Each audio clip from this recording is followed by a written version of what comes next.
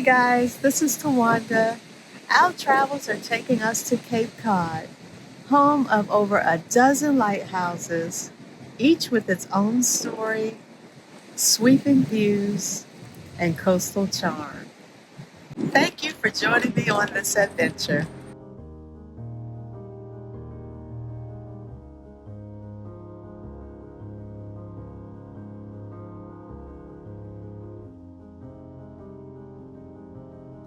You really don't have to go far to find an incredible adventure. Sometimes it's right here at home. So welcome to Provincetown, a small town at the very tip of Cape Cod, where our New England Lighthouse journey begins with Point Lighthouse. Before starting my hike, I made a quick stop at Hole in One, a local favorite for a donut or two. It lived up to the online hype and was just what I needed before the day's adventure. My visit began under a thick blanket of fog, but that didn't stop me. With no extra days built in for weather delays, I decided to go for it. Since I didn't have a four-wheel drive vehicle, and I wasn't eager to walk 2 miles through deep beach sand, I chose the Hatches Harbor Trail to reach the lighthouse. The trail is about 2 miles each way, and the walk feels like stepping into another world, quiet, open, and peaceful. No tickets or tours required, just marsh, dunes, and the sounds of nature. A quick tip, mosquitoes can be relentless near the start, so don't forget your repellent. I'm not gonna lie, more than once I questioned my sanity for making this trek solo, especially when my map app stopped working and I had to switch to satellite view just to track my progress along the narrow sand path. So I think this is Hatcher Harbor.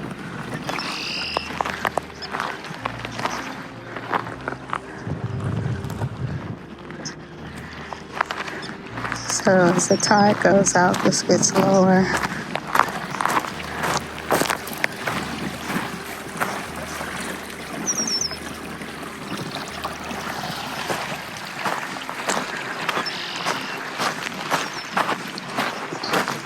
Sand is actually deep, but luckily this path does have a lot of places where the sand is packed down, so it makes it a lot easier to move about.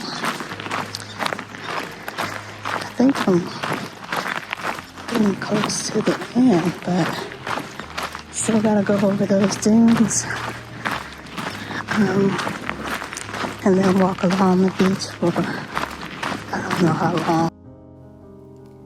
Once I entered the dunes, I wasn't sure which way to go to reach the beach road. Using the satellite map, I followed the path until I came across it, then walked that road towards the lighthouse. And then, finally, the lighthouse appeared, emerging from the mist on the horizon. So this is Race Point Lighthouse. Right next to it is the keeper's house. And right next to that is the Whistler house. So both of those houses are rented out to people during the season. So you can actually come up here and rent these houses out. I do believe if you rent the houses out, they will bring you out here.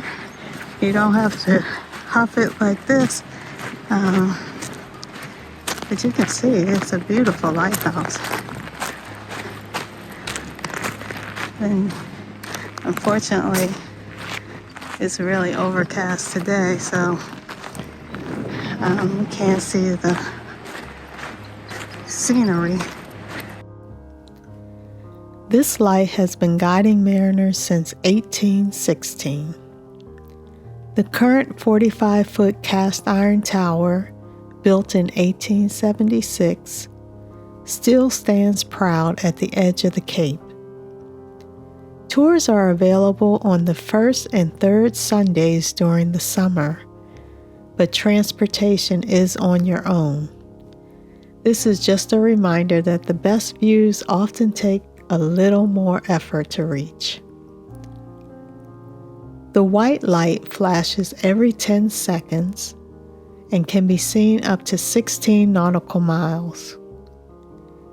This light was automated in 1972 and switched to solar power in 1994. So this is a closer look at the Whistler House, which was originally the fog signal building.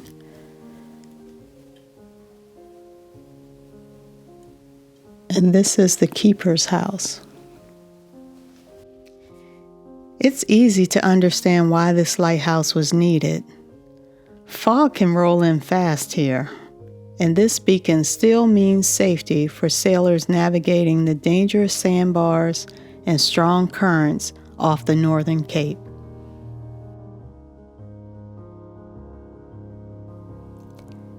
A little further down the coast sits Woods End Lighthouse, marking the entrance to Provincetown Harbor.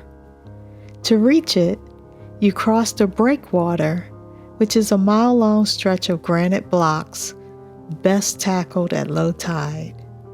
And then you walk another half mile or so to the lighthouse itself.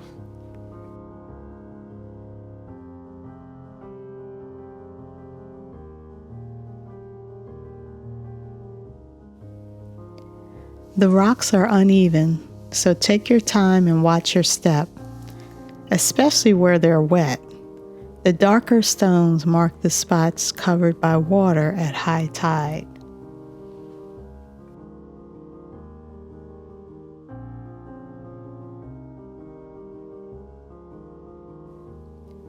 Once across, the dunes and the fog made the path hard to follow. For a moment, I wasn't sure where the lighthouse was, until it appeared through the haze. Built in 1872, this 39-foot tower still keeps watch over the harbor. Its light stands 45 feet above sea level, flashes red every 10 seconds, and is visible for 13 nautical miles. In 1981, Woods End became the first lighthouse in Massachusetts to convert to solar power, blending modern innovation with centuries of tradition.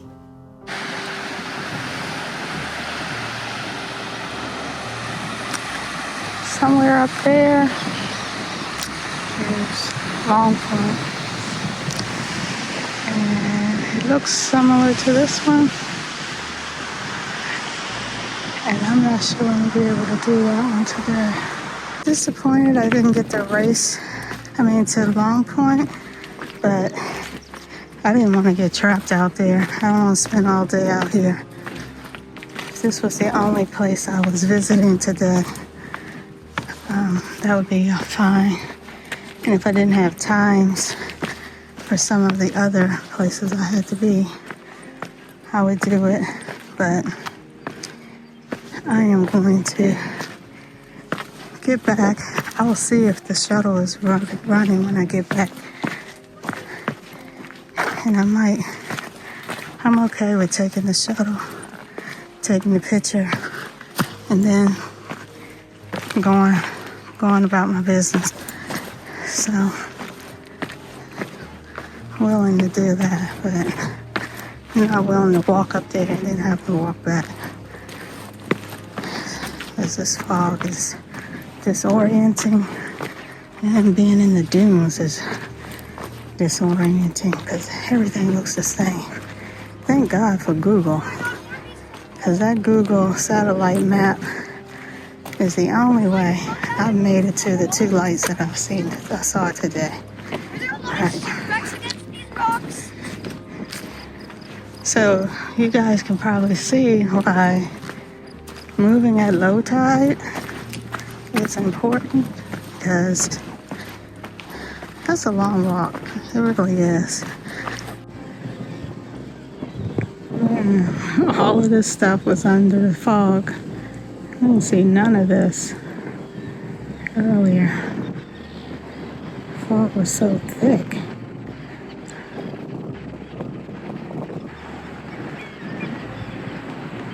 That trip to the lighthouse would have been a lot better. The Race Point, Woods End, and Long Point lighthouses are managed by the American Lighthouse Foundation, and the light is operated by the U.S. Coast Guard.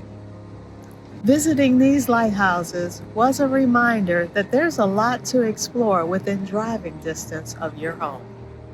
Even though I wasn't able to see all of the lights today, it was still an unforgettable experience.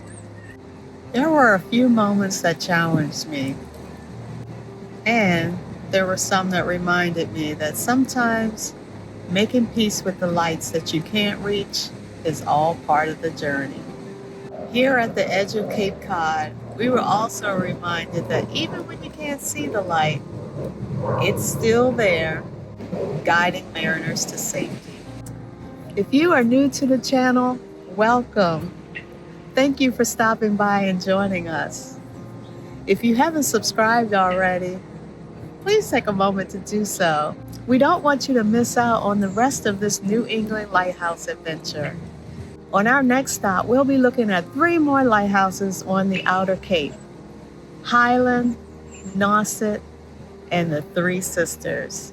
So until next time, I'll see you at the light.